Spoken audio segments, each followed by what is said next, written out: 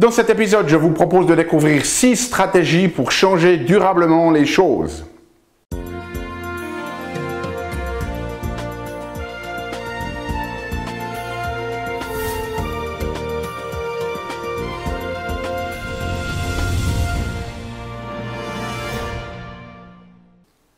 Parce que la vie est bien trop magique pour être petite et que nous avons tous besoin d'une prescription pour grandir en conscience et faire que nos rêves dévorent notre vie. Bonjour, je suis le Dr Yannick Pauly.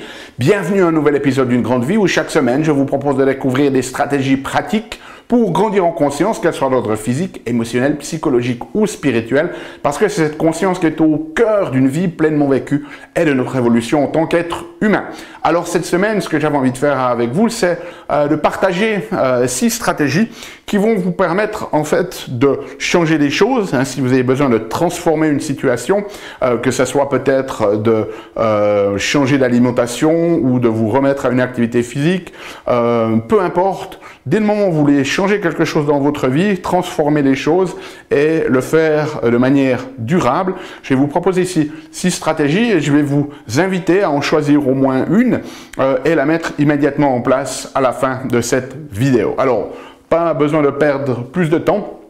On va entrer directement dans le vif du sujet. Les 6 stratégies que je vais vous proposer ici sont tirées en fait d'études qui ont été publiées dans la littérature scientifique. Okay? Donc la première des choses, dès le moment où vous voulez changer quelque chose durablement, eh bien vous pouvez vous focaliser sur un point de départ qui va créer vraiment cette notion de presque un peu de table rase de nouveau départ. L'exemple typique, c'est les gens qui décident le 1er janvier de nouvelles résolutions dans l'année. Les sondages montrent qu'il y a environ 40% des gens qui se mettent des nouvelles résolutions.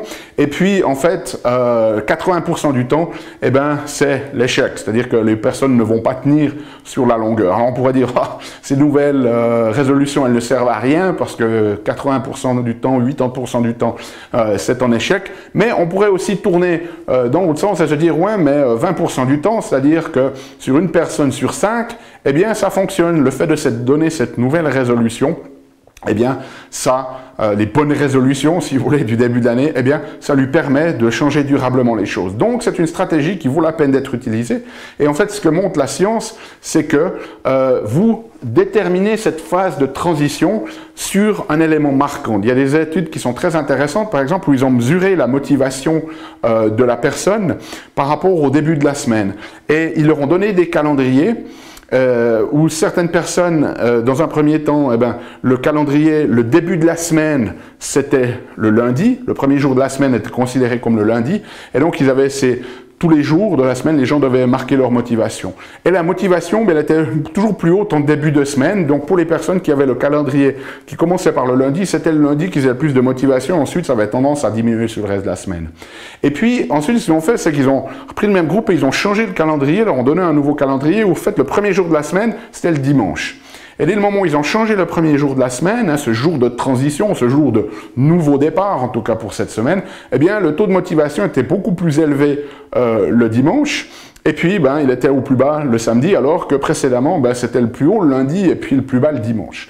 Donc, le fait d'avoir ce point marquant, si vous voulez, c'est important. Donc, si vous décidez de changer les choses, ne le faites pas peut-être en plein milieu de semaine, décidez de le faire en début de semaine, décidez de le faire peut-être le 1er du mois, ou décidez de le faire le jour de votre anniversaire, mais utilisez une date marquante, un petit peu comme le 1er janvier, qui est la date de ces nouvelles bonnes résolutions pour l'année.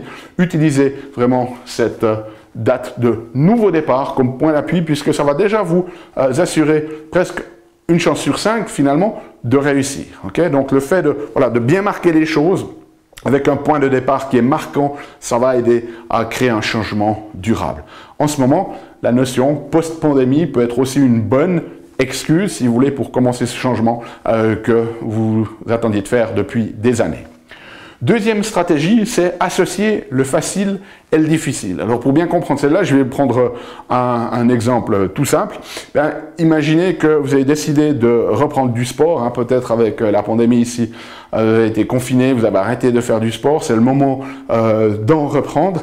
Par contre, ben, le problème c'est que, mettons que vous aimez bien écouter des podcasts, puis que vous aimez bien voir, je sais pas, une émission particulière à la télé. Et c'est toujours plus facile, en fait, allez, de vous mettre dans le divan, de regarder cette émission ou d'écouter votre podcast que d'aller mettre vos baskets et puis de sortir bouger. Et donc là, on a une notion d'une chose qui est facile à faire. Hein.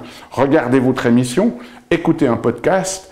Et en même temps, on a cette émission, cette autre chose, cette mission plus difficile qui est le fait de bouger.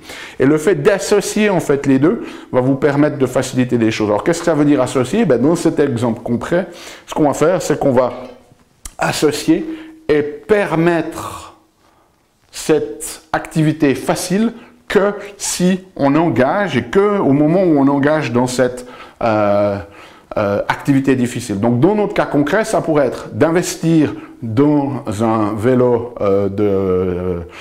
d'intérieur, par exemple, et vous, à partir de là, vous fixez comme objectif de n'avoir l'autorisation de regarder votre émission que si vous êtes en train de pédaler sur votre vélo.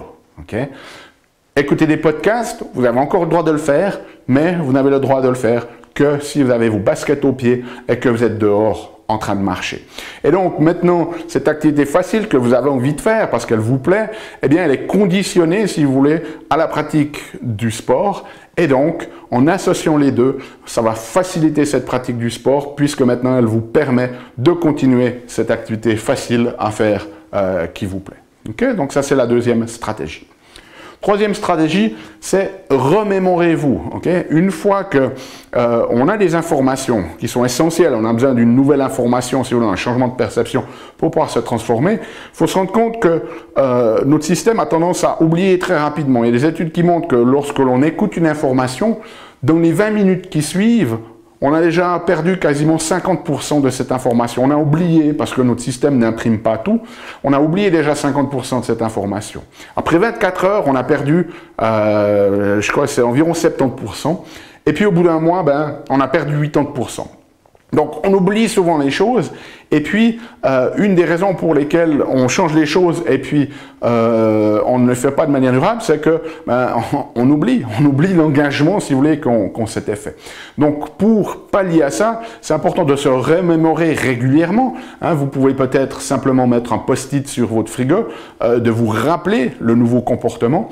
Mais une des choses qui va être très efficace ici, c'est de définir ce que l'on appelle une intention de mise en œuvre.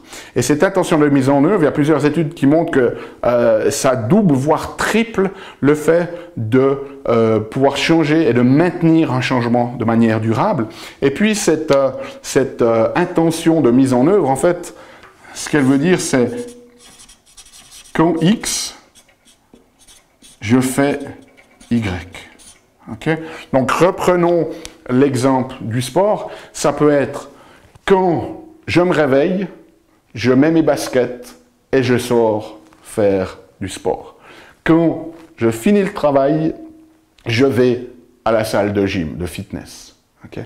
Donc vraiment, cette espèce de rappel d'associer une activité que vous faites dans votre vie de tous les jours, qui est régulière, répétitive, qui est marquante, qui est intégrée, si vous voulez, dans votre style de vie, dans vos habitudes, même dans vos habitudes inconscientes, de l'associer à ce nouveau changement que vous voulez faire pour que vous ayez ce rappel constant entre ces deux variables, c'est-à-dire quand il y a Y, je fais X. Okay? Alors ça prend quelques jours pour finalement s'y habituer, mais vous allez voir qu'en associant les deux choses, hein, cette association d'activité avec une autre ou un moment temporel de la journée, ça va vous aider à changer les choses beaucoup plus durablement. Quatrième stratégie ici, c'est d'utiliser ce qui s'appelle un outil d'engagement. Alors, c'est quoi un outil d'engagement? Eh bien, c'est finalement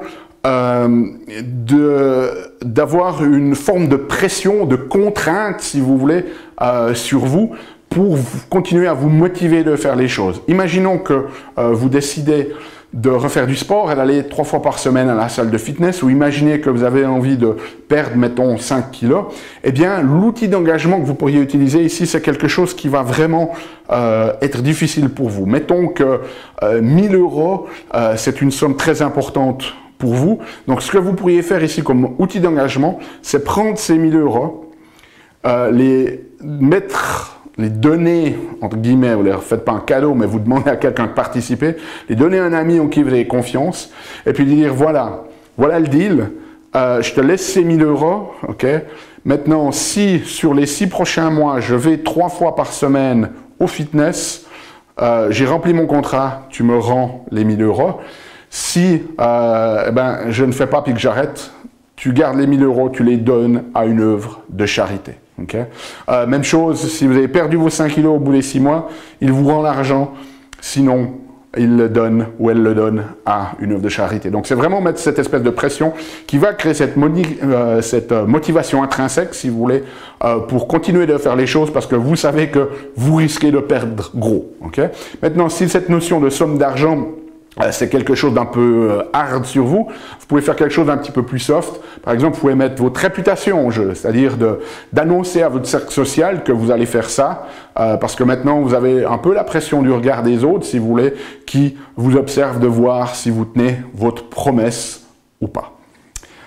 5e stratégie, faites un copier-coller.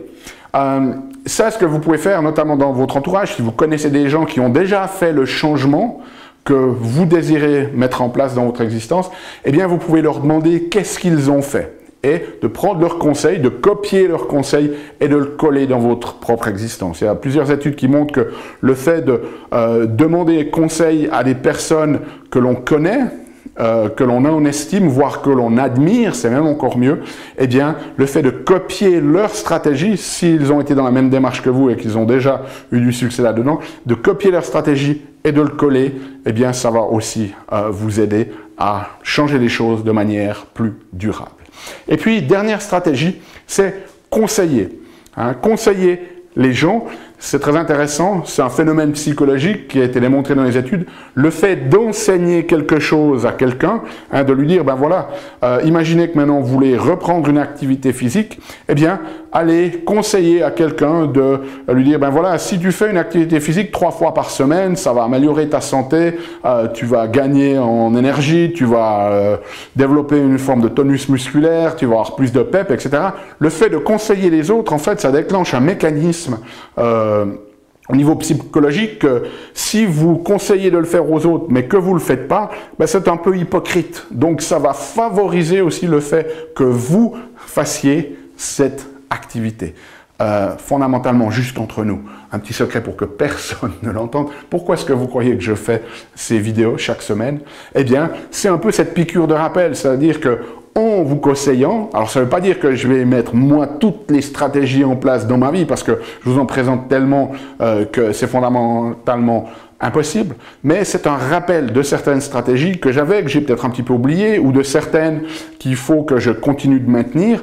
Donc cette chaîne YouTube, c'est aussi ma forme de conseil, vous en bénéficiez, mais c'est aussi un gros bénéfice pour moi, parce que ça me restimule dans cette notion de dire, waouh, je donne ces conseils-là, je les applique pas, t'es un peu un faux, hein, mon ami, donc ça va me forcer quelque part à remettre en place ces stratégies. Donc pourquoi pas, si vous partez dans une notion par exemple de changer, de perdre du poids en changeant votre alimentation et puis en refaisant une activité physique, ben, pourquoi ne pas créer une chaîne YouTube par exemple qui marque votre finalement votre engagement, qui marque aussi, qui permet de conseiller ceux qui sont peut-être un petit peu plus derrière vous sur le chemin de transformation, et puis d'avoir cette dynamique de, voilà, je ne veux pas être un imposteur, donc je suis mes propres conseils, et ça va faciliter cette mise en place durable. Okay? Donc si vous voulez changer les choses, n'hésitez pas à puiser dans ces stratégies de nouveau départ, d'associer le difficile, le facile, de vous remémorer régulièrement les choses avec cette intention de mise en œuvre,